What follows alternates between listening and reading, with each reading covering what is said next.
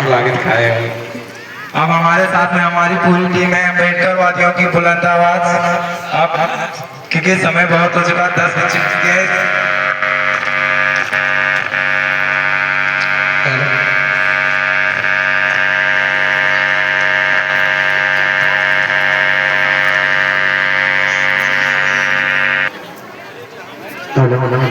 बहुत बहुत साधुवाद इस गांव का, बहुत बहुत साधुवाद इस मंच का और इस बुद्ध मेला कमेटी का बहुत बहुत धन्यवाद देता हूं। और हमारे बीच में परम आदरणीय बड़े भाई आदरणीय जयदेव शास्त्री जी का बहुत बहुत साधुवाद देता हूं कि यहाँ पर 7 दिवसीय धम्म ज्ञान चर्चा के माध्यम से आपको जन जागरूकता का कार्यक्रम दिखाने और सुनाने का काम कर रहे हैं। इसके लिए बहुत बहुत धन्यवाद। परम पूज्य बोधिसत्व बाबा साहब डॉक्टर भीमराव अम्बेडकर जी के चरणों में कोटि कोटि नमन करता हूँ। बहुजन समाज में जन्मे समस्त महापुरुषों के चरणों में कोटि कोटि नमन करता हूँ। साथियों, आई हुई हमारी माताएं एवं नौजवान युवा साथियों, आप सभी को क्रांतिकारी जय भीम, जय भीम, जय भीम।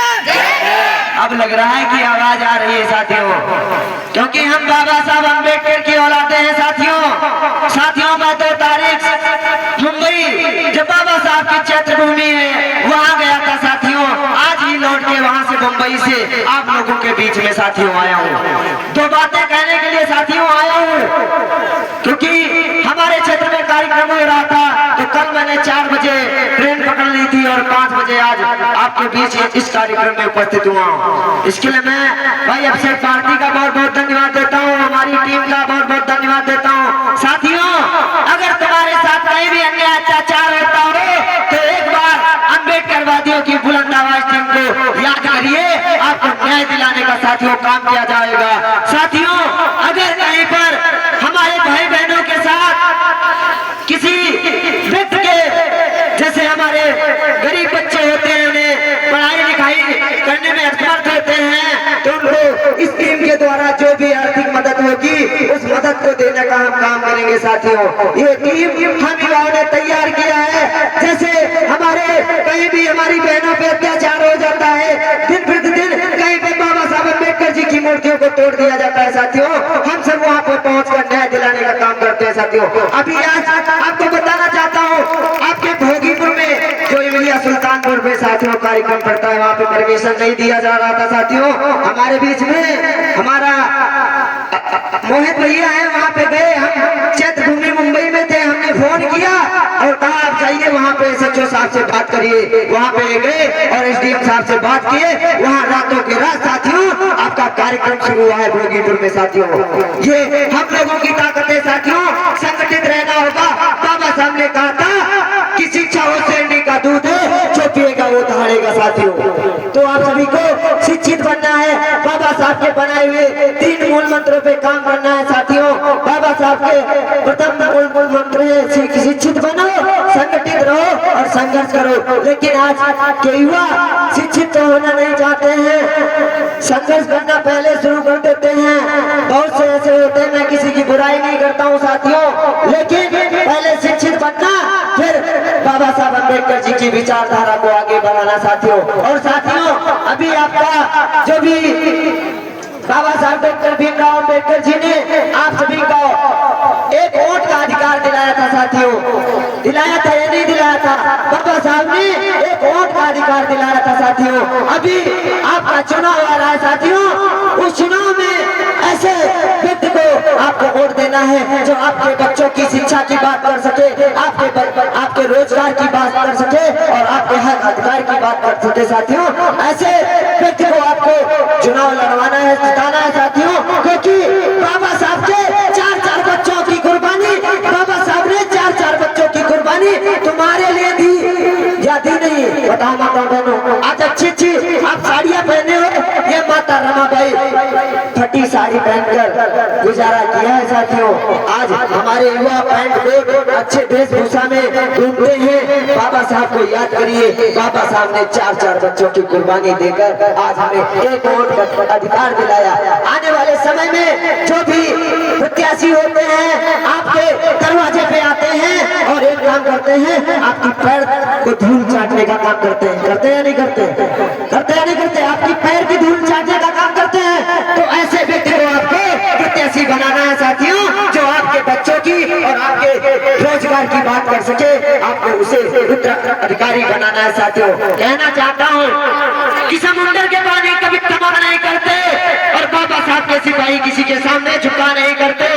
कि मौत का डर उनको होता है जिनके कर्मों में दाग है। अरे हम बाबा साहब अम्बेडकर की औलाद हैं, इसीलिए हमारे खून में याद है। साथियों, यदि आप कहीं भी किसी के साथ अन्याय अत्याचार होता है, एक बार हमें याद करिए, हम कहीं दूर नहीं रहते हैं साथियों, आपके कटका हथूरी में रहते हैं। ये सारे साथी हमेशा 24 घंटा हमारे साथ खड़े हो जाते हैं। मैंने एक ही फोन किया था कि आज कार्यक्रम में चलना है साथियों, मैं बिना बुलाए इस कार्यक्रम में आया हूँ साथियों, क्योंकि ये बाबा साहब का कार्यक्रम है। मैं निमंत्रण का कोई इसमें निमंत्रण का मैं वो नहीं रखता हूँ। कहीं भी कार्यक्रम होता है मैं पहले पहुँचकर वहाँ पे बाबा साहब अम्बेडकर जी की विचारधारा को आगे बढ़ाने का काम करता हूँ साथियों। मैं बार बार यही कहता हूँ कि आपके साथ कहीं भी अन्य अत्याचार हो, एक बार कॉल करिए, अगर जितनी हो सकेगी, चाहे रात हो चाहे किसी टाइम, क्योंकि हमारे न बहन हैं न भाई हैं। ये भाइयों के साथ, इन बहनों के साथ कहीं भी अन्य अत्याचार होता है, वहाँ पे पहुँचकर हम न्याय दिलाने का साथियों काम करता हूँ। क्या कोई चाहेगा कि अपना बेटा खुलेआम छोड़ देगा? कोई जान से भी मार सकता है साथियों, लेकिन जान की परवाह नहीं है साथियों। जान चली जाएगी पर कदम पीछे नहीं हटाऊंगा साथियों। बाबा साहब अम्बेडकर जी के मिशन को आगे बढ़ाता रहूंगा साथियों। कोई नेता विधायक नहीं हो साथियों, आप सभी का बेटा हूँ साथियों। बेटा बनके समाज में काम करूंगा साथियों। इसी के साथ हम चाहूंगा और बहुत बहुत साधुवाद देता हूँ कि अभी आप लोगों ने देखा था कि बाबा साहब डॉक्टर भीमराव अम्बेडकर जी के बनाए हुए भारतीय संविधान दिवस के उपलक्ष्य में आपके हैदरपुर से हर गांव तक रैली निकाली गई थी साथियों। लेकिन बड़ा अफसोस होता है कि हमारे समाज के लोग जानते नहीं हैं कि संविधान क्या चीज होती है साथियों। जो आज आप बैठे हो, मान सम्मान की जिंदगी जी रहे हो, याद करिए उस मसीहा को जिस मसीहा ने अपनी जिंदगी कुर्बान कर दी, अपने 4 बच्चों की कुर्बानी कर दी। किसके लिए? आप सभी के लिए।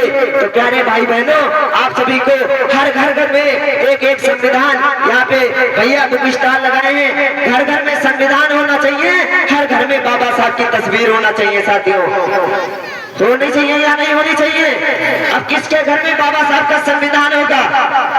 किस किस के घर में होगा भाई? पढ़ोगे नहीं? अरे अपने हक अधिकार जानो यार, तभी तो आप हक अधिकार छीन सकते हो साथियों। मैं कोई नेता नहीं हूँ साथियों, आपका बेटा हूँ, आपका भाई हूँ साथियों। मैं केवल कहीं भी कोई कार्यक्रम होता है हम पहुँचते हैं, क्योंकि हमारे साथ एक घटना घट चुकी है साथियों।